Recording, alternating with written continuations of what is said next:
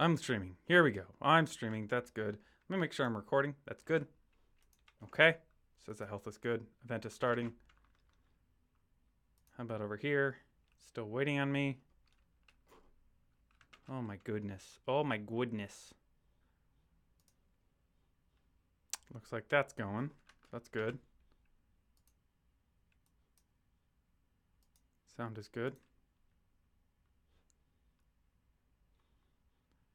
Okay. Light still sucks.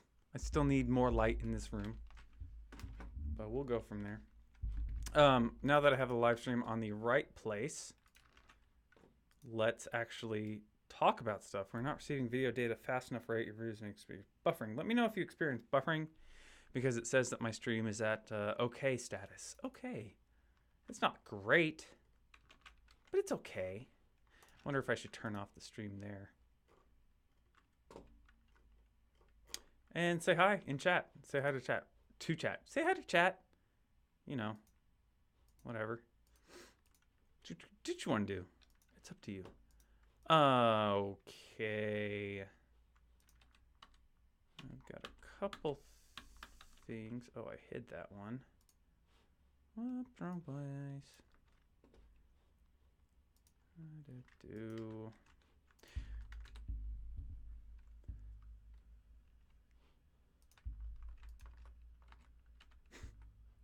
That's so funny. Hey, Luis. How's it going? Thank you for saying hi. It's good to have viewers or something like that. Let me know how the stream quality is. It's a black art trying to figure this out. I'm amazed by how difficult it is to get everything perfectly set up. You've got the green screen behind me that I need to figure out because I don't understand, which means that I need lots of light. And I don't have lots of light in this room because it's kind of a dark room, not a lot of windows and all that kind of stuff. And then not to mention all the YouTube streaming situations. And then I'm just trying too much, basically. But today, welcome to the stream. Welcome to the, I was going to say broadcast. So I'm trying to think of, when I go and edit these to publish on YouTube later in the edited version, I want to be able to quickly edit them and have like a good intro and everything. And so I was trying to think of that, but I really failed. So how about, hey folks, how's it going? Today, I'm going to be talking about how you can set up test fixtures and set up data in your tests. So there's this mean boilerplate. It's very mean. Mean stands for MongoDB, Express, Angular, and Node. There's nothing really special about this boilerplate that I chose it for. I'm not saying that the boilerplate isn't special. I'm just saying that when I chose it, there wasn't any particular reason why I chose it aside from the fact that it has an API. It has a REST API that you can use. And what that means is when I sign in, which these great usernames and password we'll use here. Why did you fail? Oh, I need to start my server. That's why it failed. So to start the server, so I already checked out the repo, and I ran npm install. And now I'm starting the server. And I think it has to do a whole bunch. Oh, no, that's it. So I had Han Solo for the username. Password was Chewbacca. Let's see if it copied it. Okay. So I already set up some data here. And you can add a fruit. So I'll call it test A. And the description is teast. And the price is, it's a pretty expensive fruit. It's one of those rare ones. And it adds it. And this actually persists. It stays in the database, in that Mongo database. And I'm going to open my console window. So I hit Command-Shift-I on Mac. You can also do inspect. And then go to your console window. And in here, I'm going to drag this over, get a little bit more room, and jump over to network.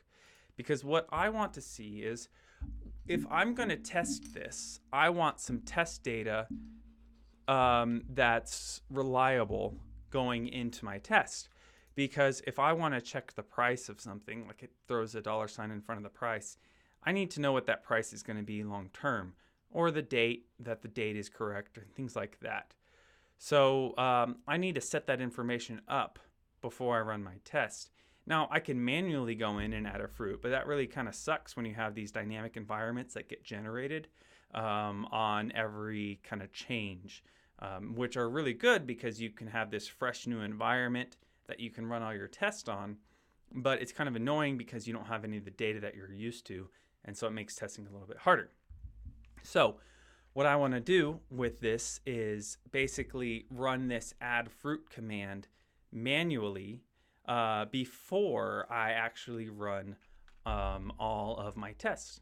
So to do this, I'm going to kind of show how I would figure out whether, or figure out how to run these, basically how to add this data. Ooh. So what I did add a fruit, and then I'll name my fruit, and then I'll give it a description and a price. So I did that just a second ago. But the difference is now I have this network tab open in Chrome, and this is going to capture the network call that goes from my browser to the server. And the server is here. And so when I run this is going to drop behind because this is going to take focus. But if I run this and then come back, you can see it did this add fruit created with ID. This got logged out. And there was a post call to my API, and it took 62 milliseconds to run. So if I come in back into my console, into my network tab, I can see I've got two new calls here. I've got, this is my post call, and then this is my get. My get is basically the response from the server saying, hey, here's this new information. This is the one that I'm actually interested in. Not all the time you'll see this get. Most of the time you'll see just the post. So in the post, I posted to this URL.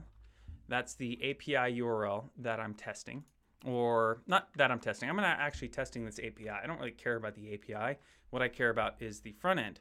Now, with functional testing, you kind of do get to test the API side of things as part of everything.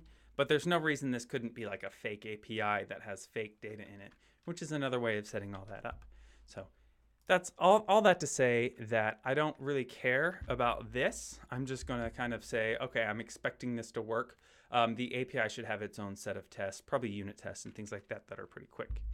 Okay, so this is the endpoint that I want to hit. I want to send a post.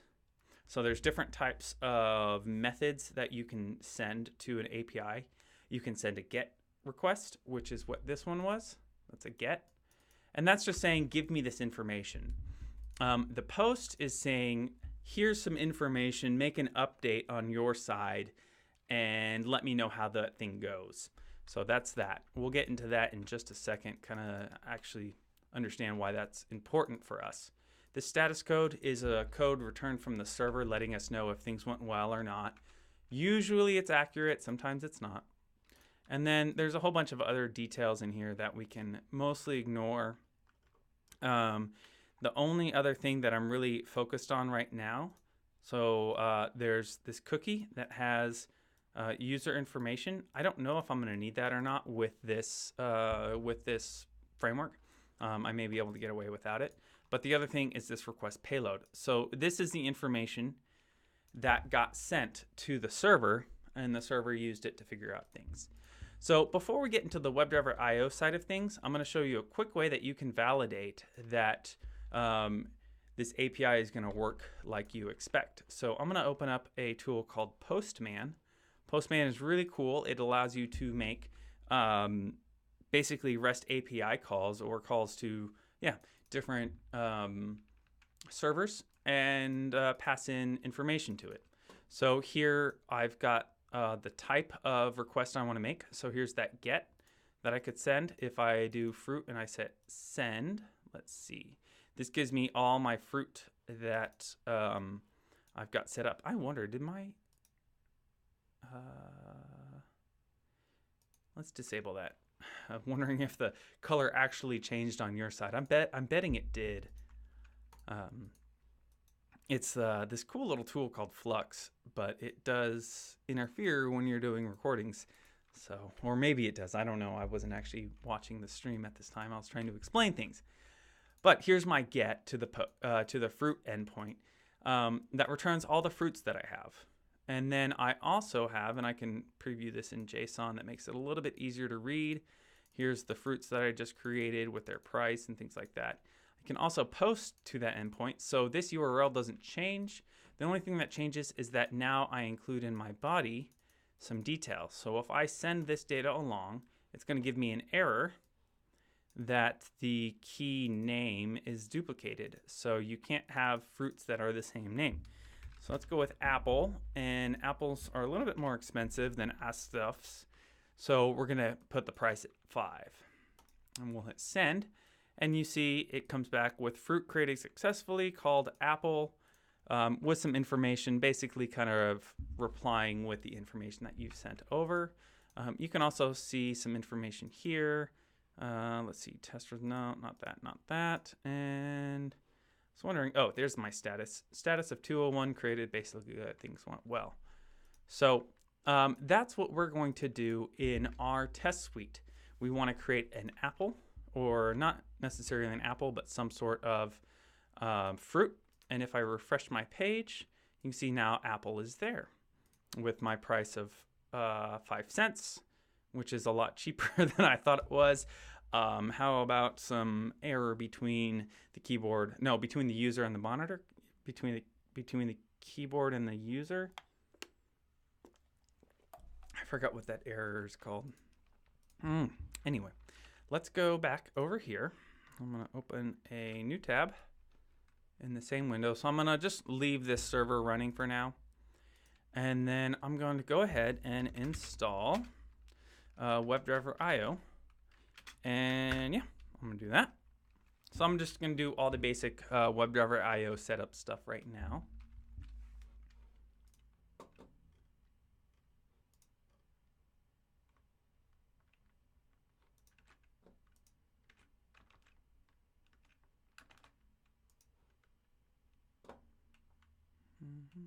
Wow.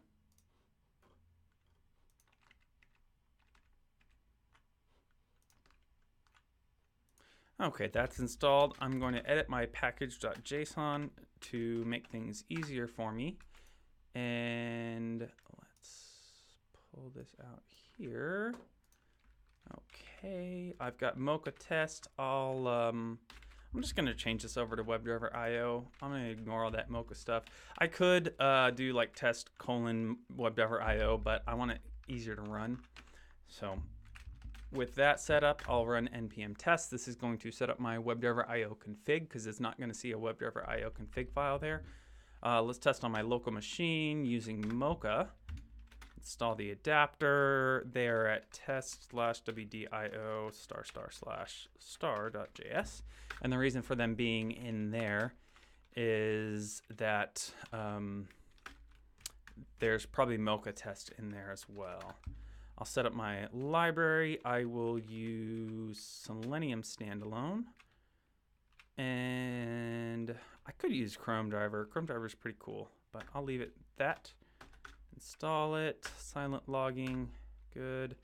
My URL is almost localhost, but not quite. It's going to be localhost 8000 because that's what is set up via this script. And it's going to install. While that's installing, I'm going to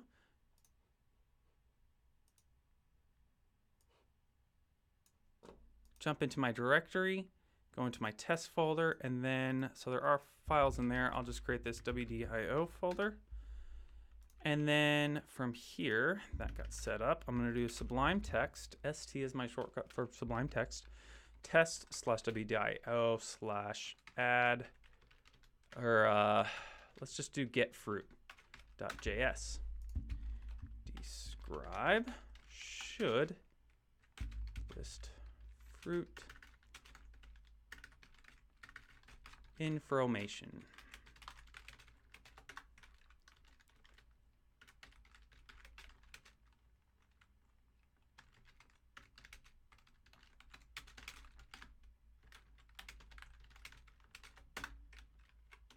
Okay, so I've got one test here called it should have fruit details in the table. And what I'm going to do with this test is I'm going to log in. So I'm going to go to this basic URL. I'm going to log in using my Han Solo and Chewbacca. Hit submit. That's going to log me in. Oh, I'm going to log in using the right information. I must have spelled, what did I spell wrong? Ooh, what are you doing there? Han Solo. I think I did Hans Solo, which is completely messed up. And I'll go ahead and save that for later. Okay. And then, so I'm going to log in. I'm going to check the first row in the table and assert that it has my information in it. Okay. And that's what I'm going to do in this test. I'm trying to keep it simple because I'm a little low on time. But what I want to do is before all of them, I'm going to go ahead and do the login. So browser.url, just go to the main page. And then if I hit exit, what I'm going to do is check to see if we're on the login page. If we are, so I'm going to say if browser.isExisting login wrapper, which is an ID. So if we're on the login page, then we want to go ahead and log in. And I'm going to move this over to before each. So browser set value and set value of an input with an ID of username. And I'm going to set the value to Mr. Han Solo. And then I'll duplicate that for password, which is password. And it's going to be Chewbacca, and I don't trust myself spelling it, so I'll just come over there. And now I have that, and I need to actually log in. So I will click the submit button.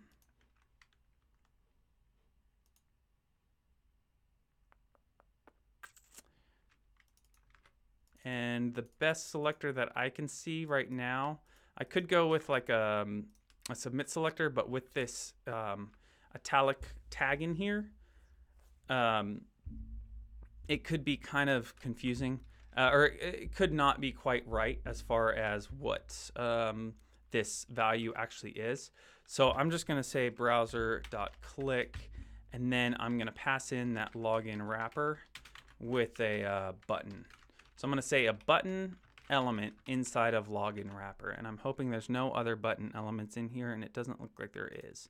So it's going to click that, and then I'm going to do a browser.wait for exist, and the reason for this is if I hit submit, we have this authenticating screen. So I want to wait until all this data is loaded. So let's see if I have an ID somewhere in here. There is this loading controller, table controller. If logged in, show it. Okay, so I'm going to use, this is a little Angular stuff going on, and I'm going to move this browser wait for exist outside of this if statement because I want it to wait no matter what. So I'm going to use an attribute selector, which is started with square brackets, and I want to say the ng controller equals table.controller. So that's going to wait for that to exist. And here I'm going to say console, actually, let's go ahead and install chai. Oh, geez. That was crazy. npm I chai. And then up here, we're going to constant chai is equal to require. Actually, we'll do expect. We're going to require chai and then use that expect protocol or assertion or whatever. I think I have other videos on that if you are interested in it. Okay, that's installed. I'm going to say expect browser.isExisting.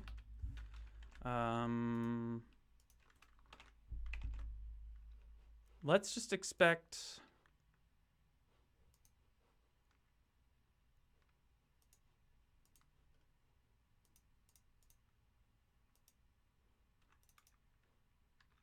See, I'd like to use that, but that's not very useful. There's no IDs in here, so that kind of sucks. Oh well, I'm just going to expect somewhere on the page there to be text, TD with text equal to Apple. This is pretty generic. There's pretty, we're gonna expect that to be true. We're gonna improve this, you know, just be patient with it, and we'll go from there. So I've got that. I'm gonna run npm test again, and let's see how that goes.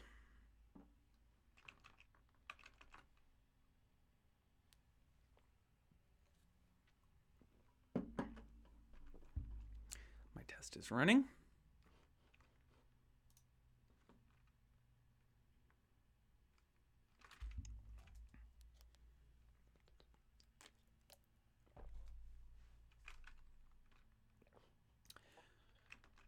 There's my Chrome window popping up.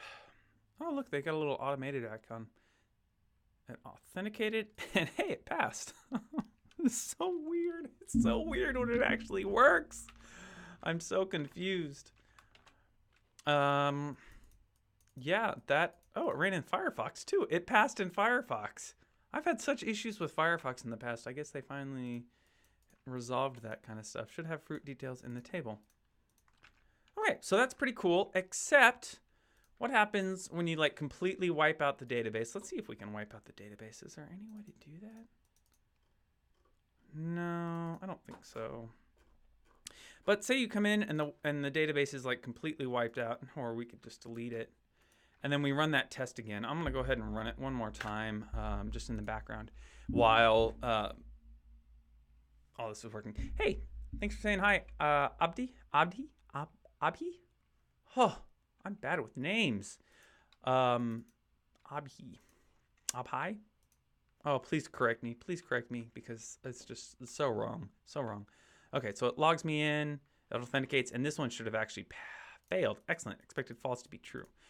So this is basically like if we did a brand new environment, a brand new server that didn't have this data that we manually put in there, that would be bad. So this is where we get into the test fixtures and everything, all that work.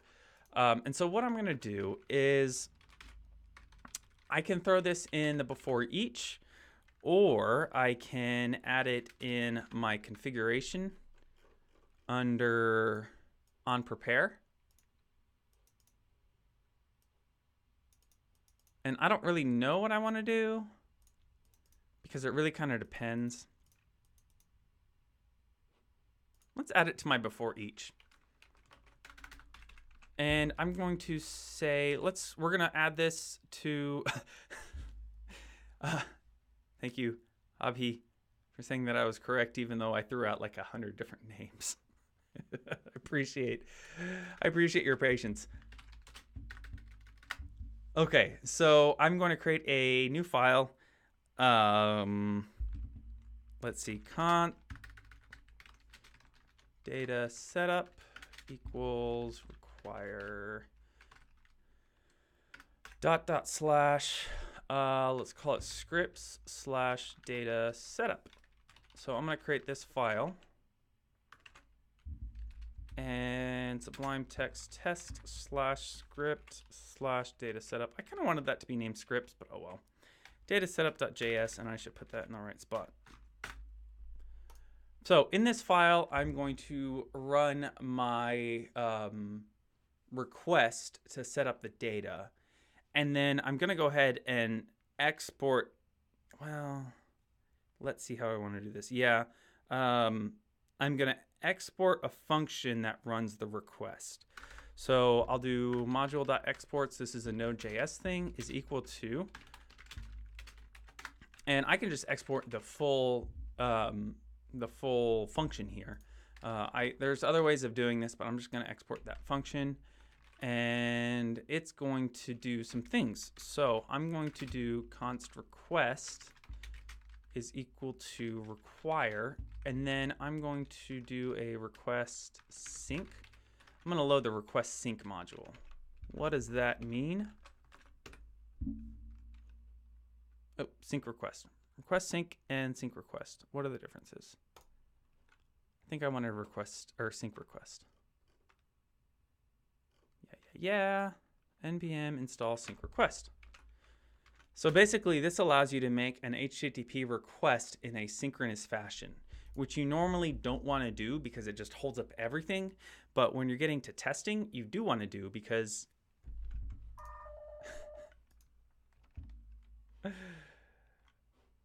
shoot. That's not what I wanted to show. Disable these notifications.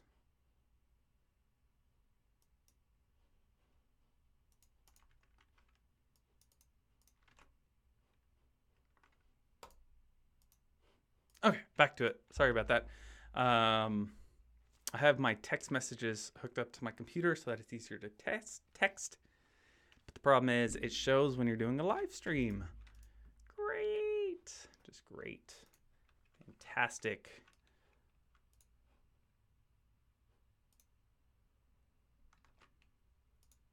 Anyway, that's why I'm glad that I don't get too many viewers, because I just mess things up a bit too much to have too many viewers. So anyway, what was I talking about? Okay, so normally you want your request to be asynchronous because of you don't want it holding up everything, but when you're testing, you do want it holding up everything. You don't want to run your tests until these requests have gone through. So that's why we're going to be using sync request. That's installed, and now I need to require it. So let's see. That's the command to require. They use var. I'm going to switch that over to const just because there's no actual reason. It's just how it goes. And then this is going to allow me to make that request in a synchronous synchronous way. And then I'm going to say let fruit name equals ... That's not ... And what this is going to be, I'm going to return my fruit name. Because my fruit name has to be unique, it's not going to let me create the same fruit again and again and again. And I don't know that I'm on a completely new server each time. I want to create kind of a fairly unique fruit name. There's another package out there called Faker.js, that will generate all this fake data, which is really cool. And you can actually make a request to generate fake data. That's pretty neat. But now that I think about it, I don't actually need this. I'm just going to do a date time. So I'm going to have a fruit name. So fruit name is equal to apple. And then I'm going to include date.now, date.noe. Date.now is a JavaScript thing that just returns the number of milliseconds since the Linux epoch.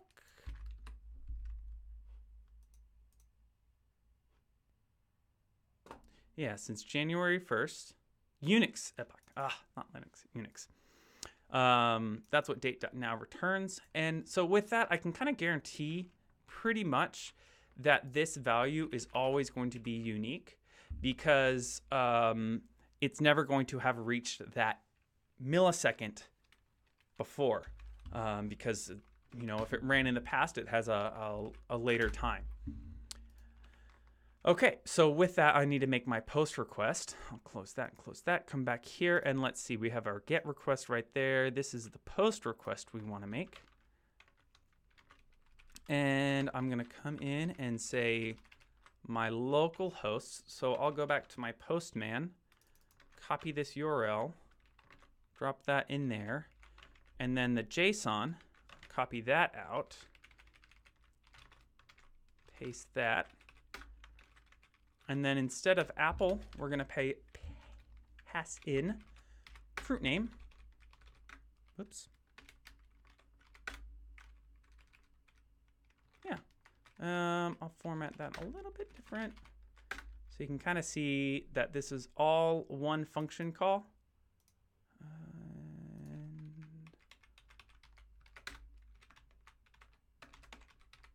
There we go.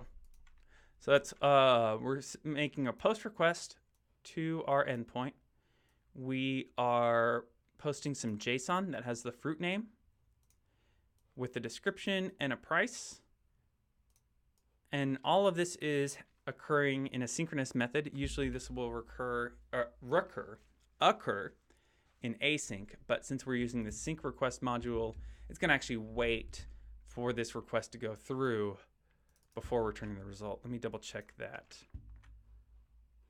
Yeah. And then this is going to return a response. We could handle that response if we wanted to, but for the sake of time, I'm just going to assume that it worked well. I need to make that directory. Okay, let's save that again. Test/script.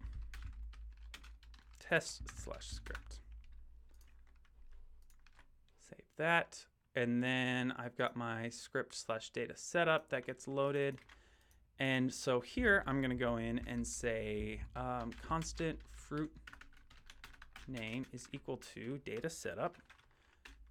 So this is going to call this function, and let's go ahead and pull that over here. Whoops. Nope, that didn't work. Why is this not working? Oh, man. Well, that's dumb.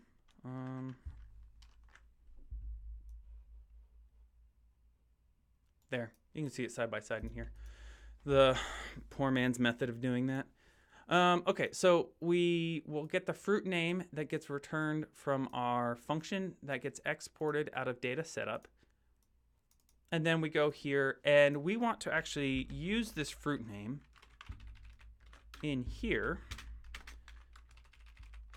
But if I define this constant right here, it's actually not going to be, this variable is not going to be available in this function because these are two different functions. There's a function here and a function there. So I actually need to come out to here and say let fruit name, and I'm just going to leave that blank.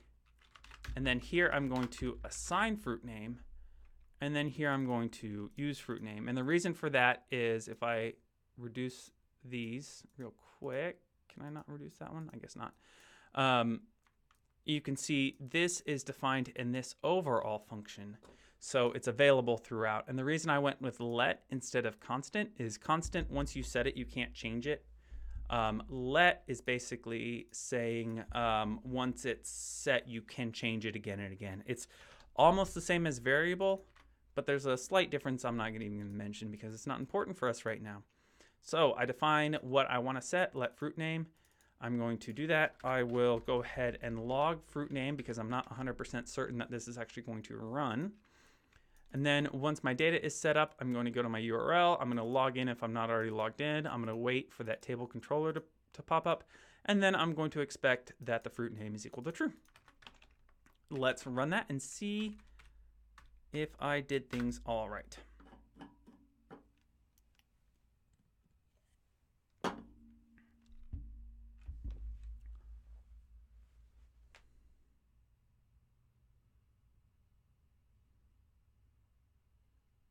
So last week I got to experience snow in Texas, not just Texas, but Central Texas in San Antonio, and it was pretty amazing. We had like 2 inches of snow, which is pretty incredible.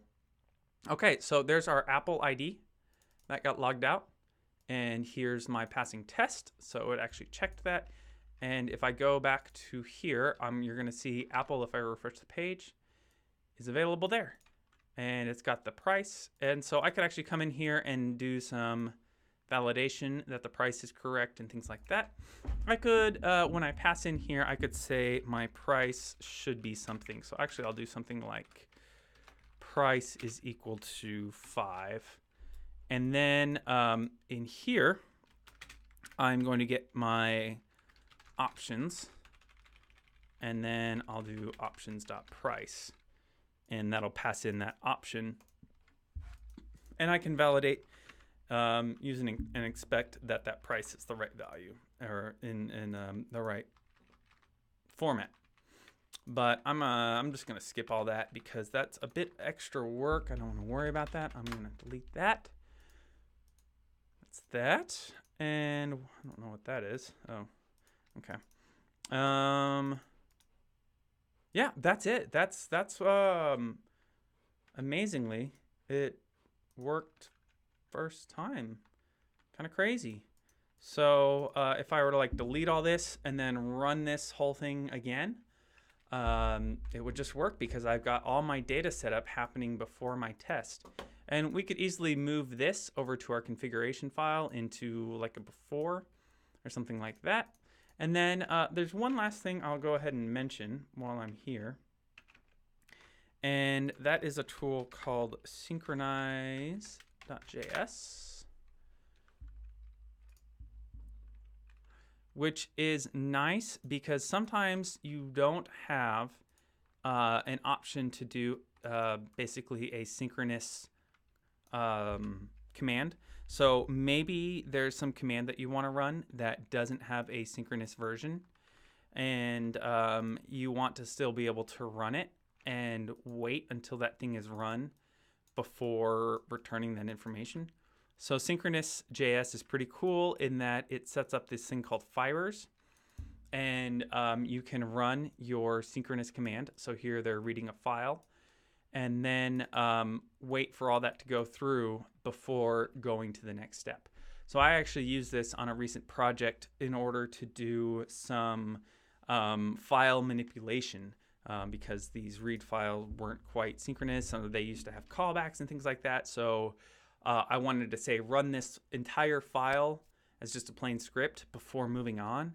And it was having issues because it would start running the file, it would see an asynchronous call and say, okay, go ahead and do that thing. And while you're doing that thing, go ahead and keep moving on, which isn't what I wanted. I wanted it to stop, do the thing, and then when it's done doing the thing, move on from there.